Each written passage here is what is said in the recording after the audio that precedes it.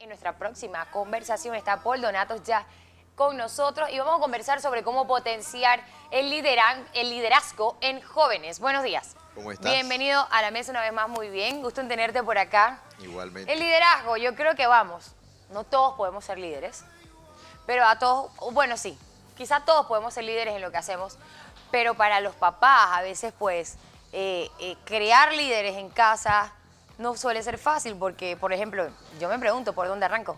Es que hay un tema de que la palabra liderazgo cuando la transmiten, no sé, de alguna manera la asociamos de pronto con estos líderes políticos o líderes empresariales, pero en todos los momentos de nuestra vida siempre tendremos que fungir en algún momento como un líder. De tu casa, en tus actividades, en tus cosas personales, tú tienes que liderar. Y realmente eso es una enseñanza y un aprendizaje que se va generando a través del tiempo, a través de los colegios, a través de las experiencias de vida. Yo quiero regalarles a los televidentes 3 maneras de cómo potencializar ese liderazgo en los jóvenes y que de alguna manera se ha ido perdiendo porque nos enfocamos mucho en la parte académica, que no es mala, pero hay que trabajar también en las partes blandas, en esa parte que te va a ayudar en el tema de tus relaciones, en el desarrollo de tu personalidad, el desarrollo de tu potencialidad, y que al final yo diría que juega el papel fundamental como punta de lanza para tú poder explotar toda esa parte académica que has aprendido. Claro que sí, eso va bastante ligado, diría yo, el liderazgo a lo que es la inteligencia emocional, ¿cierto? Es correcto, es correcto. El primer punto que quisiera transmitirles cómo potencializar a los jóvenes tiene que ver con ayudarlos a descubrir su parte natural o su parte de sus habilidades naturales. Todos cuando venimos a este mundo tenemos habilidades naturales que vienen, como ese de Forfing, ya vienen ahí, vienen incorporados en el chip. Y ahorita mismo hablando me recuerda a un niño que tenía 5 años y se sabía todas las marcas de los autos. Él podía pasar y ver los carros y te decía el año del carro, el color del año. Oh, wow. Y es una capacidad de memorización, pero de una memorización selectiva, porque no es que se memorizaba todo. Y ahí vemos que lo que parece un juego cuando son niños y se convierte en parte de esas habilidades naturales que poseen cada uno de esos jóvenes. Y de alguna manera los padres tienen que jugar un papel importante de observación, ver qué es lo que hace el joven diferente y motivarlo a que él mismo descubra que él tiene algo que es diferente a los demás.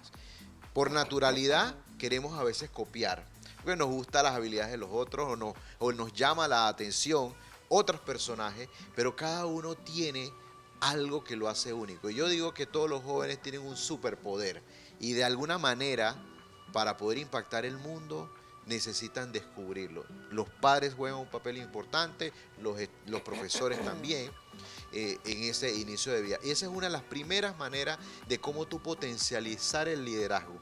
No podemos lograr ser líderes si no aporto alguna diferencia a la humanidad, si yo no me distingo, si yo no hago una diferencia entre los demás. ¿Cómo distinguirte? Porque hay jóvenes que de repente dirán, bueno, es que yo hago lo mejor que puedo y no me sale tan bien. Bueno, hay que ver qué es exactamente eso que es, porque puede ser que supuestamente no te sale tan bien. ¿Qué es lo que no me sale bien? Porque puede ser que no me sale bien esto, pero sí me sale bien lo otro. Entonces yo pongo mi mirada como un tema de protección más en lo que no puedo, en lo que sí puedo.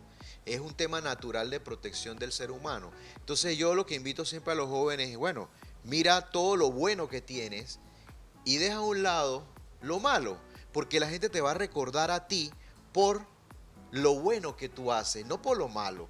Lo malo se diluye en el tiempo si tú eres extraordinario en otras cosas. Y no todos nacemos para ser buenos en todas las cosas. Entonces es mejor diferenciarte en eso específicamente. Y como digo, los padres, los profesores juegan un papel sumamente importante. El segundo punto que quiero para liderar a los jóvenes, ayudarlos a potencializar, tiene que ver con elogiar los logros en vez de criticar las fallas. Okay. Elogiar los logros en vez de criticar las fallas. Y hay veces que yo escucho padres, es que yo no te tengo que decir las cosas que tú debes de hacer.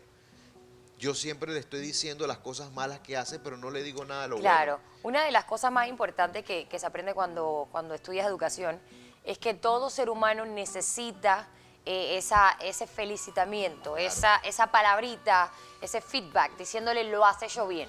Claro. Y me llamaba la atención el énfasis que hacían mis profesores en eso. Y yo siempre, y al final sí, es que lo que para ti quizás ya como padre no... O sea, los niños viven en su burbuja, ¿no? En su pequeño mundo en el cual pues ya tú pasaste por allí y cada cosa que ellos van aprendiendo tú tienes que, como quien dice, magnificarla, decir, oh, wow, lo lograste. Claro. Este dibujo, la casita está ahí, pero tú dices, esta casita te quedó hermosa, ¿me explico? Y entonces, ¿cómo con el tiempo uno va creciendo y piensas que ya cuando dejó de ser niño y empezó a ser adolescente, ya no necesita que le digas que la casita le quedó hermosa, lo sigue necesitando. Por supuesto. Y tú por tienes el supuesto. poder de hacer que tus hijos crean que son buenos y cuando se los creen es que empiezan entonces a ser líderes, diría yo, ¿no? Sí, y no tiene Que si no te nada metes que... en la película como... Sí, y no tiene nada que ver con que tú elogies, o mejor dicho, le digas cosas positivas sabiendo que he cometido un error, porque ahí eso sí está Hay que ser realistas también. Hay que ser realista en el asunto de que si tú hay un fallo, hacerle ver el fallo y cómo lo haría de una manera diferente. Pero hay que resaltarle las cosas positivas. Entonces, eso es un tema que no sé en qué momento lo hemos asociado a la vulnerabilidad, que si yo constantemente te estoy diciendo cosas positivas, no te hago fuerte. Pero al final no te permito a que tú desarrolles esa inteligencia emocional para poder tener la capacidad de enfrentar las situaciones difíciles en la vida y decir yo puedo hacerlo, porque si yo lo hice en algún momento de mi vida y lo he hecho tantas veces, voy a poder lograrlo nuevamente. Pero si a mí me recalcan, me resaltan las partes malas, lo que estoy generando es una emoción de miedo, y esa emoción de miedo en cierto modo me paraliza. Entonces nadie quiere ser expuesto. Entonces hay que elogiar más y criticar menos. Criticar. Y el tercer punto que tiene que ver con la crítica es generar pensamiento crítico. ¿Qué quiero yo decir con pensamiento crítico? Ese sería el tercer punto. Hacer que el joven piense qué otra manera, perdón, qué otra manera podría él hacerlo de una manera diferente. ¿Qué otra manera podría buscar un camino, otra respuesta, otra solución? En base a eso, hace poco conversaba yo acá creo que era con el Canota, y le decía que a los niños hay que enseñarle a cuestionar las cosas. Porque cuando Exacto. tú le permites o cuando tú le siembras a tu hijo que él tiene que aceptar todo lo que está dando y que él tiene que adaptarse al sistema, sí, bien cierto, tienes Claro. que adaptarte al sistema, pero también tienes que crear tu propio criterio y saber cuando algo no te agrada y cuando te agrada. Y cuando no te agrada, tienes que saber desde muy pequeño poder ir en contra de eso. Porque si tú oprimes al niño y no le das la oportunidad de expresarse o de decir cómo él quiere que sean las cosas y lo haces durante 20 años, es mentira que a los 21 él solo va a aprender y va a decir, bueno, ahora voy a comentar cuando algo no me parezca. Entonces, quiero que me digas cómo hacer que el niño tenga ese pensamiento crítico y aprenda pues a dar su opinión y a oponerse cuando algo no le parece, pero hacerlo de la manera adecuada, porque digo, hay maneras y hay maneras, ¿no? Es que acuérdate que para formar líderes hay alguien que tiene que haber liderado para poder llevarlo. Los padres juegan un papel muy importante. No sé en qué momento nosotros los padres nos hemos creído que es mejor darle la solución a los chicos que dejarlos que ellos se equivoquen. Es como un método de protección. No quiero que mi hijo falle, no quiero que mi hijo se equivoque, no quiero que mi hijo sufra. Y lo que hago con eso es no darle la capacidad de pensar. Yo mejor le soluciono el problema. Y eso pasa cuando los padres van al colegio y buscan una solución, cuando el hijo fue que tenía que haber buscado la solución, y cómo nosotros poder ayudarlo a decir, ¿cómo lo hubieras hecho? ¿Te funcionó? ¿No te funcionó? ¿Cómo lo hubieras hecho de otra manera diferente? Lo que estoy desarrollándole al joven es buscar alternativas, pero es más fácil al padre decir, ¿sabes qué? Yo soluciono esto, yo me meto, yo resuelvo. Claro. Pero al final es un tema de los padres de protección, de proteger al hijo para que el hijo no sufra. Sí, pero ¿de qué lo estás protegiendo? ¿De que aprenda? Pero Porque si lo sobreproteges y no le das la oportunidad de chocarse contra las paredes que tiene que chocarse, al final no va a obtener esa entereza y esa fortaleza que es lo que hace que cuando grande no tengas un adulto deprimido, por ejemplo, porque niño o de joven ya pudo aprender con ciertas oportunidades, no se topa con el mundo real a los 30 y tanto o a los 40 y tanto. Pienso que tenemos que permitirle a nuestros hijos que se estrellen, como quien dice en buen panameño. Por supuesto, y hay un tema muy importante, es que a veces el padre no se pone en la posición del hijo, que cuando tú tienes 16, 17 años, a esa edad, ¿Crees que lo sabes todo? tú no tenías el conocimiento que tienes a los Claro. 40. Entonces tú quieres agarrar los conocimientos de los 40 y que tu hijo a los 16, 17 lo tenga. Entonces eso es imposible. Hay que ser muy pacientes, Paul. Hay que ser paciente, dejarlo que ellos desarrollen, dejarlo que tomen las decisiones, dejarlo que ellos fallen.